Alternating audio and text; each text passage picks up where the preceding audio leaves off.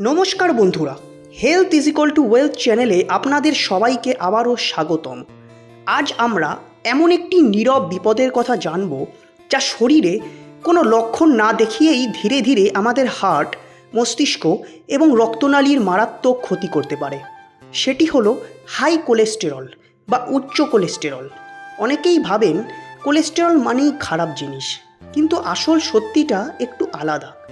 আজকের ভিডিওতে আমরা জানব কোলেস্টেরল কী, কেন বেড়ে যায়, এর লক্ষণ কী, কী খাবার এড়িয়ে চলবেন এবং কিভাবে সহজেই এটি নিয়ন্ত্রণ ও প্রতিরোধ করবেন। তাই ভিডিওটি শেষ পর্যন্ত অবশ্যই দেখুন। আচ্ছা, কোলেস্টেরল কী? কোলেস্টেরল হলো এক ধরনের চর্বি জাতীয় পদার্থ যা আমাদের শরীরের প্রতিটি কোষ তৈরি করতে প্রয়োজন হয়। এটি শরীরে গুরুত্বপূর্ণ কাজ করে, যেমন হরমোন তৈরি করা, ভিটামিন ডি তৈরি করা, খাবার হজমে সাহায্য করা। আমাদের শরীরের বেশিরভাগ কোলেস্টেরল লিভার নিজেই তৈরি করে, বাকি অংশ আমরা খাবার থেকে পাই। কিন্তু সমস্যা তখনই শুরু হয় যখন শরীরে অতিরিক্ত কোলেস্টেরল জমতে শুরু করে। ভালো ও খারাপ কোলেস্টেরল। কোলেস্টেরল প্রধানত দুই ধরনের: এইচডিএল বা ভালো কোলেস্টেরল, এটি রক্তনালী পরিষ্কার রাখতে সাহায্য করে। যত বেশি এইচডিএল থাকবে তত ভালো। আরেকটা হলো এলডিএল বা খারাপ কোলেস্টেরল, এটি রক্তনালীর ভিতরে জমে যেতে পারে, ফলে রক্ত চলাচল বাধাপ্রাপ্ত হয়। এর ফলে হতে পারে হার্ট অ্যাটাক, স্ট্রোক, উচ্চ রক্তচাপ, হৃদরোগ।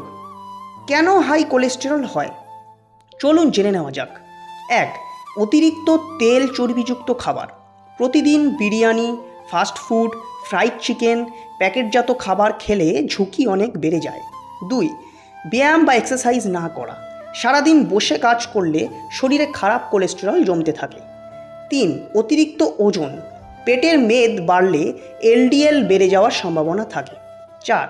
ধূমপান ও অ্যালকোহল, এগুলো ভালো কোলেস্টেরল কমিয়ে দেয়। 5. ডায়াবেটিস। অনিয়ন্ত্রিত ডায়াবেটিস কোলেস্টেরল বাড়াতে পারে। 6. পারিবারিক ইতিহাস। বংশগত কারণেও অনেকের কোলেস্টেরল বেড়ে যেতে পারে। হাই কোলেস্টেরলের লক্ষণ। সবচেয়ে ভয়ের বিষয় হলো হাই কোলেস্টেরলের সাধারণত কোনো লক্ষণ থাকে না। এই কারণেই একে বলা হয় সাইলেন্ট কিলার। তবে দীর্ঘদিন নিয়ন্ত্রণে না থাকলে দেখা দিতে পারে বুকে ব্যথা, শ্বাসকষ্ট, দ্রুত ক্লান্ত হয়ে যাওয়া, হাত পায়ে অসাড়তা, মাথা ঘোরা। তবে এইসব উপসর্গ দেখা দেওয়ার আগেই পরীক্ষা করা জরুরি। কিভাবে প্রতিরোধ করবেন? এখন আসল অংশ। 1. স্বাস্থ্যকর খাবার খান। খাদ্য তালিকায় রাখুন শাকসবজি, আপেল, গাজর, শসা, বাদাম, ওটস, সামুদ্রিক মাছ।